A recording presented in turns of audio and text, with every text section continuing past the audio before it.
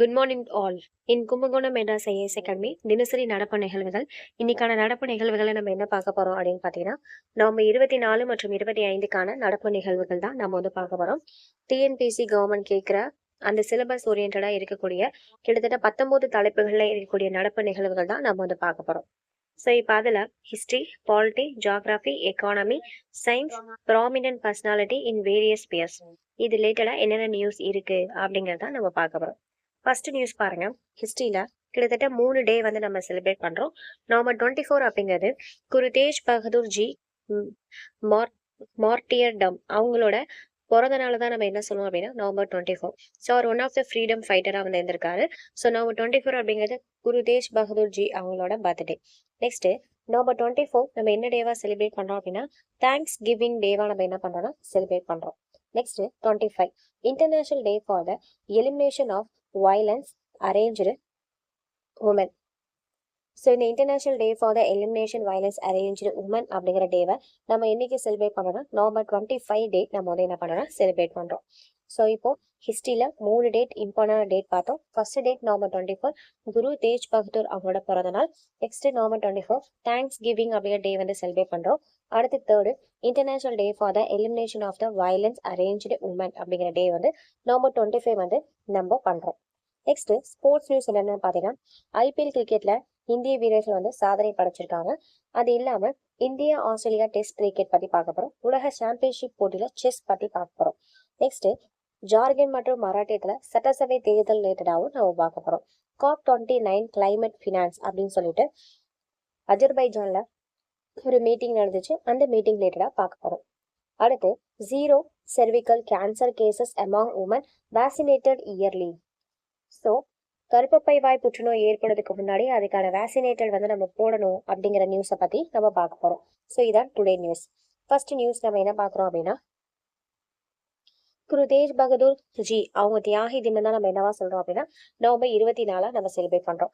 So ஒவ்வொரு வருஷமும் November 24ஆம் நாளை நம்ம என்னவா செலிப்ரேட் பண்ணலாம் நன்றி தெரிவிக்கும் நாளா நம்ம என்ன பண்ணலாம் செலிப்ரேட் பண்றோம். நெக்ஸ்ட் நவம்பர் 25ஆம் நாள் நம்ம என்ன பண்ணலாம் பெண்கள் வன்முறையை ஒழிப்பதற்கான சர்வதேச நாள் தான் நம்ம என்ன சொல்றோம் அப்படின்னா நவம்பர் 25. ஸோ அப்ப நவம்பர் 24ங்கிறது குரு தேஜ் பகதூரோட தியாகி தினம். தேங்க்ஸ் கிவிங் டே அப்படின்னு நம்ம எடுத்துட்டோம்னா நன்றி தெரிவிக்கும் நாளா செலிப்ரேட் பண்றோம். பெண்கள் வன்முறையை ஒழிப்பதற்கான சர்வதேச நாள் பாத்தீங்கன்னா நவம்பர் 25. நெக்ஸ்ட் ஐபிஎல் கிரிக்கெட்ல இந்திய வீரர்கள் சாதனை படைச்சிருக்காங்க. கிட்டத்தட்ட எத்தனை பேரை வந்து ஏலம் எடுத்திருக்காங்கன்னு பாத்தீங்கன்னா இந்திய வீரர்கள் 72 வீரர்களை என்ன பண்ணிருக்காங்கன்னா ஏலம் அப்படிங்கறத எடுத்திருக்காங்க. அதிக அளவு ஏலத்துல யார் வாங்கியிருக்காங்க பார்த்தோம் அப்படின்னா 27 கோடிக்கு வந்து லக்னோ சூப்பர் ஜெயின்ஸ் அணியை சேர்ந்த ரிவிக் பாண்டே நம்ம என்ன பண்ணிருக்கோம் அப்படின்னா ஏலத்துல நம்ம வாங்கியிருக்கோம். அதுக்கப்புறம் பஞ்சாப் கிங்ஸ் அணியை சேர்ந்த ஸ்ரேயாஸ் ஐயரை நம்ம 25 கோடி கொடுத்து நம்ம என்ன பண்ணிருக்கோம் வாங்கியிருக்கோம். ஸோ சென்னை சூப்பர் கிங்ஸ் சார்பாக ரவிச்சந்திரன் அஸ்வின் அவர்களை 9.25 கோடி ரூபாய் கொடுத்து நம்ம வந்து ஏலத்துல வாங்கியிருக்கோம். ஸோ அப்போ எத்தனை வீரர்கள் வந்து ஏலத்துல வாங்கியிருக்காங்கன்னா 72 வீரர்கள். அதுல சென்னை சூப்பர் கிங்ஸ் சார்பாக ரவிச்சந்திரன் அஸ்வினை மட்டும் 9.25 கோடிக்கு நம்ம வாங்கியிருக்கோம். பஞ்சாப் கிங்ஸ் அணிக்கு வந்து ஸ்ரேயஸ் ஐயர் அவங்கள வந்து 25 கோடிக்கும் அதிக அளவுல யாரை வாங்கியிருக்கோம்னா 27 கோடி ரூபாய் கொடுத்து ரிவிக் பாண்டாவை லக்னோ சூப்பர் ஜெயின்ஸ் அணிலிருந்து ஏலத்துக்கு வாங்கியிருக்காங்க. Next India Australia test cricket. So India Australia test cricket நமக்கு நடந்துட்டு இருக்குன்னு தெரியும். இந்தியா 218 ரன்கள் முன்னிலையில வந்து இன்னமும் தாக்கு பிடிச்சிட்டு இருக்காங்க. ஆஸ்திரேலியாவுக்கு எதிரான டெஸ்ட் கிரிக்கெட்டில் நேட்ல ஜெய்ஸ்பால் என்ன பண்ணிருக்காரு அப்படின்னா 2 சிக்ஸர்களை என்ன பண்ணிருக்காரு விளாசிருக்காரு.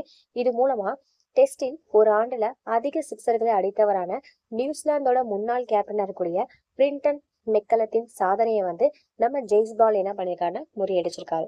ஸோ அப்போ இந்திய அணி ஆஸ்திரேலியாவோட கம்பேர் பண்ணும்போது 218 ரன்கள் வந்து முன்னிலையில இருந்தாங்க. ஆஸ்திரேலியாவுக்கு எதிரான டெஸ்டில் நேற்று ஜெய்ஸ்பால் வந்து 2 சிக்ஸர்களை என்ன பண்ணனா விளாசினாரு. இதன் மூலம் டெஸ்டில் ஒரு ஆண்டில் அதிக சிக்ஸர்கள் அடித்தவரான நியூசிலாந்தோட முன்னாள் கேப்டன் பிரிண்டன் மெக்கலத்தின் என்ன பண்ணனா அவரோட சாதனையை ஜெய்ஸ்வால் என்ன பண்ணிருக்காருன்னா முறியடிச்சிருக்காரு. நெக்ஸ்ட் இந்திய ஆஸ்திரேலியா டெஸ்ட் கிரிக்கெட் அதுதான் இப்ப நம்ம பார்த்தோம். உலக சாம்பியன்ஷிப் போட்டி செஸ்.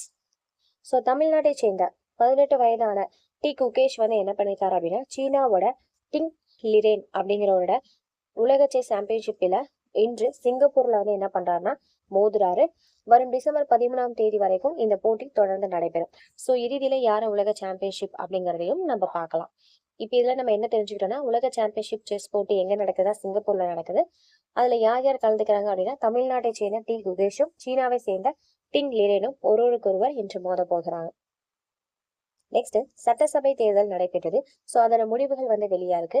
மராட்டிய மாநிலத்துல யார் அதிக அளவு வெற்றி பெற்றிருக்காங்க நம்ம எடுத்துட்டோம்னா, ஆளும் கட்சியான பாஜக கிட்டத்தட்ட 132 இடங்கள்ல வந்து என்ன பண்ணிருக்காங்க அப்படின்னா வெற்றி பெற்றிருக்காங்க.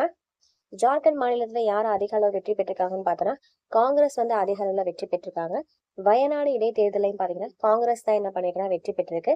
ஜார்க்கண்ட் மாநிலத்தின் முதன்மையான அமைச்சராக ஹேமந்த் சோரன் வந்து பதவி வந்து ஏற்றிருக்காரு. ஸோ அப்போ சட்டசபையில மராட்டிய மாநிலத்துல யார் ஜெயிச்சிருக்கான்னு பாத்தீங்கன்னா பாஜக வந்து ஜெயிச்சிருக்காங்க. அதே மாதிரி ஜார்க்கண்ட்ல யார் ஜெயிச்சிருக்காங்கன்னு நம்ம எடுத்துட்டோம் அப்படின்னா காங்கிரஸ் வந்து ஜெயிச்சிருக்கு. வயநாடு இடைத்தேர்தல யார் ஜெயிச்சிருக்காங்கன்னா காங்கிரஸ் வந்து ஜெயிச்சிருக்காங்க. ஸோ ஜார்க்கண்ட் மாநிலத்தின் முதன்மையான அமைச்சராக யார் தேர்ந்தெடுக்கப்பட்டிருக்கா அப்படின்னா ஹேமந்த் சோரன் அப்படிங்கிறவர் தேர்ந்தெடுக்கப்பட்டிருக்காரு.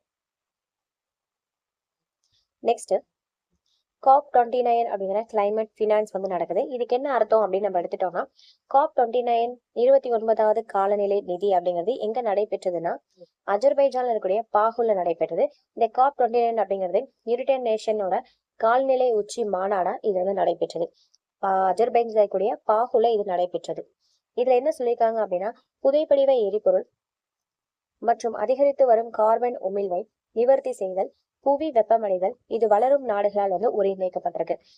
அதாவது வளரும் நாடுகள் வந்து அதிக அளவு ரிசோர்சஸ பயன்படுத்துறாங்க இல்லையா?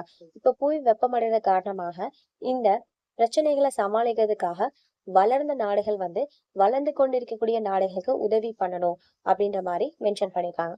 சோ புதைப்படிவ எரிபொருள் மற்றும் அதிகரித்து வரும் கார்பன் உமிழ்வை நிவர்த்தி செய்தல், புவி வெப்பமடைதல் இது வளரும் நாடுகள் என்ன பண்ணுனா ஒருங்கிணைக்கப்பட்டிருக்கு. உமிழ்வு இலக்குகளை அடைய 2025 இருந்து 2035 வரை ஆண்டுக்கு குறைந்தது $1 trillion அப்படிங்கிறது தேவைப்படும் என்று வளரும் நாடுகள் வந்து என்ன பண்ணிருக்காங்கன்னா தெரிவிச்சிருக்காங்க.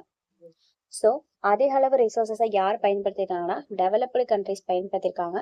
சோ அதனால இப்ப ஏற்பட்ட பிரச்சனையை தீர்க்கிறதுக்காக டெவலப்பிங் கண்ட்ரிஸ் வந்து டெவலப்டு கண்ட்ரிஸ் கிட்ட போயிட்டு பினான்ஸ கேக்குறாங்க.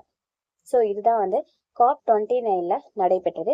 இந்த பிரச்சனைகளை எதுக்குள்ள குறைக்கணும் அப்படின்னு பாத்தீங்கன்னா 2025 வந்து 2035 வரைக்கும் குறைக்கணும் அப்படின்ற மாதிரி சொல்லியிருக்காங்க. அதுக்கான நிதியை யார் தான் தரணும்னு பாத்தீங்கன்னா வளரும் நாடுகள் தரணும் அப்படின்னு சொல்லி வளரும் நாடுகள் வந்து வளர்ந்த நாடுகள் தரணும் அப்படின்னு சொல்லி சொல்லியிருக்காங்க.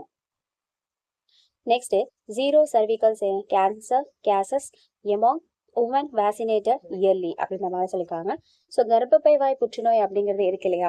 ஸோ அந்த கர்ப்பப்பை வாய் புற்றுநோய் அப்படிங்கிறத வந்து முற்றிலும் தவிர்க்கணும் அப்படின்னா the bivalent vaccine generator significant course protection against HPV-31, HPV-33 and HPV-45 and addition to target the types of HPV-16 and HPV-18 அப்படின்ற மாதிரி சொல்லியிருக்காங்க. ஸோ நம்ம HPV-31 and HPV-33 HPV-45 அப்படிங்கிற வேக்சினேஷனை யூஸ் பண்றதுக்கு பதிலாக அதோட ஆடடா நம்ம எதுவும் யூஸ் பண்ணணும்னு சொல்லியிருக்காங்கன்னா இப்போ நியூவா HPV-16 and வந்து HPV-18 அப்படிங்கிறத பண்ணணும். It is the spectrum of activities is a broader than the quadrivalent vaccine, but not as a wide of non-violent. அதாவது 9-valent vaccine for Scotland. The vaccine considered reproduction against approximately 85% of HPV positive invasive cervical cancer. இதுக்கு என்ன அர்த்தம் நம்ம தெரிஞ்சிட்டோம் அப்படின்னா அதாவது HPV-31 and HPV-33 and HPV-45 இது மூணு use பண்றதுக்கு பதிலாக HPV-16 and HPV-18 நம்ம வந்து ஆட் பண்ணிக்கலாம்னு சொல்லியிருக்காங்க. பேலன்ஸ் இருக்க மூணு வந்து ஒரு 9 இன்ஸ்டால்மெண்ட்ல நம்ம வந்து என்ன பண்ணுவோம்னா வேக்சினேஷனை யூஸ் பண்ணுவோம். இந்த HPV-16 HPV-18 வந்து குவாட்ரிவேலண்டா நம்ம என்ன பண்ணுவோம் யூஸ் பண்ணுவோம். அதாவது 4 டைம்ஸ் போட்டாலே போதும் நமக்கு மேக்சிமம் வந்து இந்த புற்றுநோய் வராம இருக்கிறதுல தவிர்க்க முடியும். இதுல 85% ஆஃப் HPV இருக்கு அப்படின்னு சொல்லி யார் சொல்லியிருக்காங்கன்னு பாத்தீங்கன்னா ஸ்காட்லாந்து வந்து யூஸ் பண்ணி அவங்களோட ரிப்போர்ட்டை சொல்லியிருக்காங்க. ஸோ அப்போ கர்ப்பப்பை புற்றுநோய்க்காக ஏற்படுத்தோட வேக்சினேஷனோட பேர் எதுன்னு பார்த்தீங்கன்னா HPV-16 and HPV-18. இது எத்தனை சதவீதத்தை குறைக்குதுன்னு பார்த்தீங்கன்னா 85% வந்து குறைச்சு கர்ப்பப்பை புற்றுநோயை ஒழிக்குது. ஸோ இதுதான் இன்னைக்கான நியூஸ். ஸோ இதுக்கு உங்களுக்கு பைலிங்குவலாக தான் நம்ம வந்து கொடுத்துருக்கோம். ஸோ வேணுங்கிறவங்க யூஸ் பண்ணிக்கோங்க. இதோட பிடிஎஃப் நம்மளோட டெலிகிராம் சேனலில் வந்து இருக்கும். இதோட டெய்லி டெஸ்ட்டு பார்த்தீங்கன்னா நம்மளோட டெலிகிராம் சேனலில் வந்து டெய்லி காலையில் 10 மணிக்கு கூகுள் ஃபார்மில் வந்து உங்களுக்கு வரும். ஸோ டெஸ்ட் எழுதி பார்க்கணும்னு நினைக்கிறவங்க அதில் எழுதி பாருங்கள். நம்ம தினத்தந்தி அண்ட் வந்து ஹிந்து நியூஸ் பேப்பர் தான் நம்ம எக்ஸாம் பாயிண்ட் ஆஃப் வியூவில் அதில் இம்பார்ட்டண்டான ஏரியா அப்படிங்கிறத மட்டும்தான் பார்க்குறோம். ஸோ வேறு ஏதாவது உங்களுக்கு எடுக்கணும் வேறு மாதிரி அப்படின்னா கீழே நீங்கள் கமெண்ட் பண்ணுங்கள். தேங்க்யூ.